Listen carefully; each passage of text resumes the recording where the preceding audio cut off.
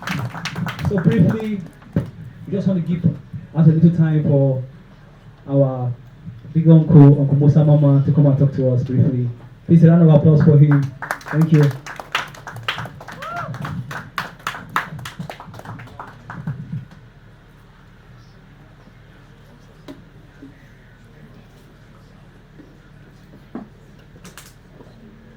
Hello everybody, good evening.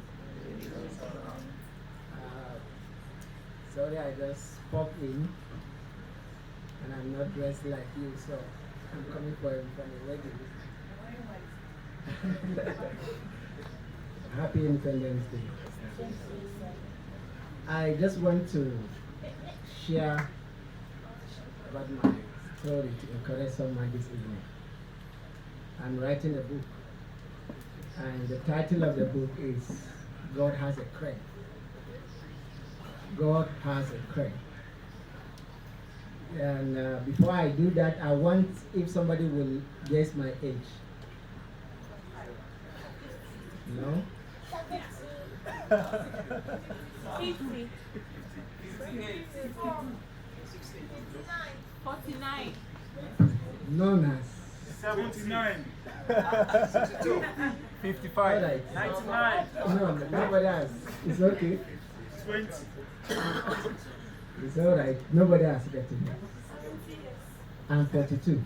I said 42. I said it, sir. Okay, I did get it. said it, sir. And I retired at the age of 40 last 2 years ago. I retired at the age of 40. At the age of 40, I'm done with anything work or whatever. I'm an investor, international investor. I travel on my own and I do my own business.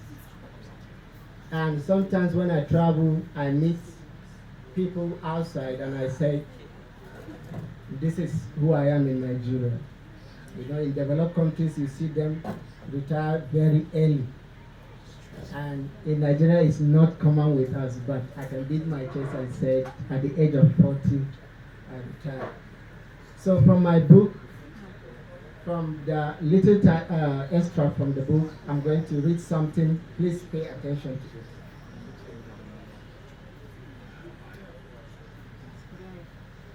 My name is Musa. I was born in part of Sambisa Forest in Borno State. I am the fourth out of 11 siblings. We are poor and villagers. We are from Yobe State. This is a true life story, please pay attention. Growing up was tough and there was no hope of being great or having a better life. It was all difficult and we are suffering. My cousins once told me that none from my family can amount to anything because we don't have the capacity financially and intellectually.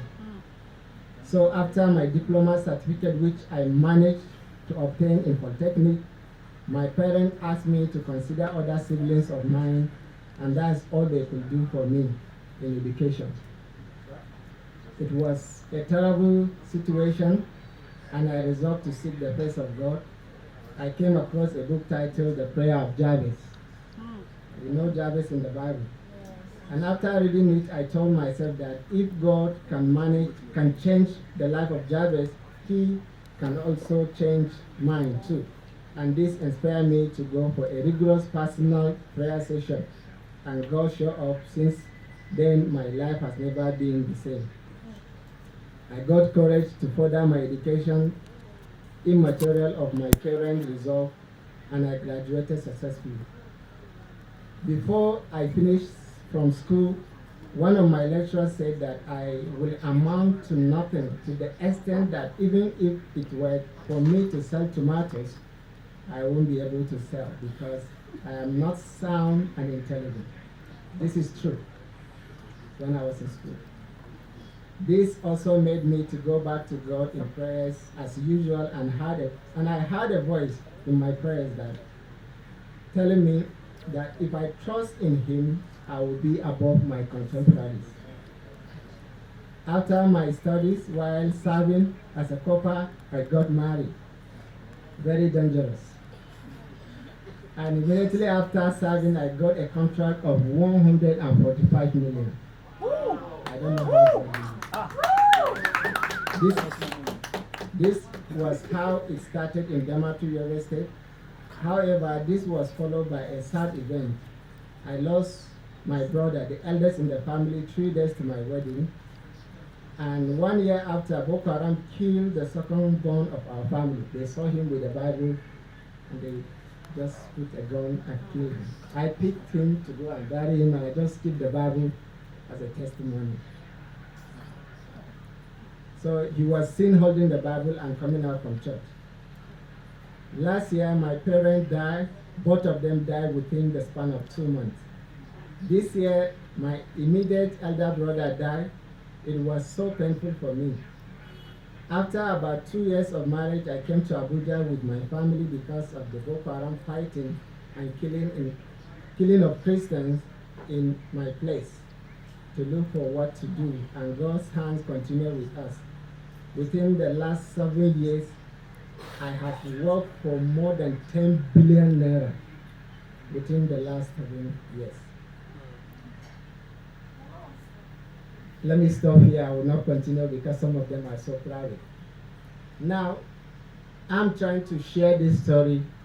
We are young people growing, and sometimes we don't look smart, we don't look intelligent, and people see us and look down on us.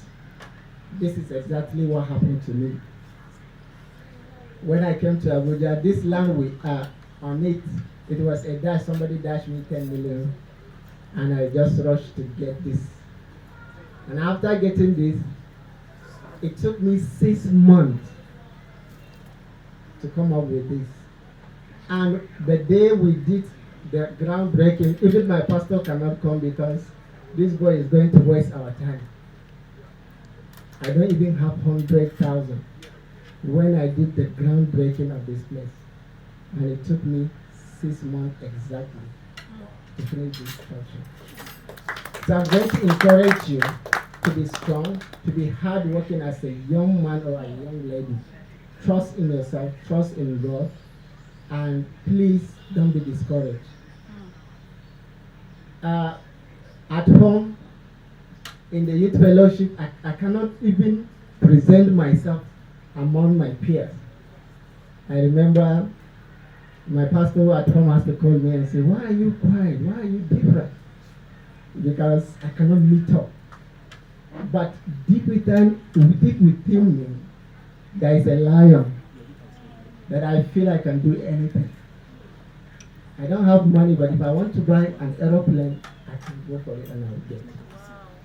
So I want us to have that zeal. Let money not stop you from achieving your goal, your dreams, and your purpose in life. Thank you.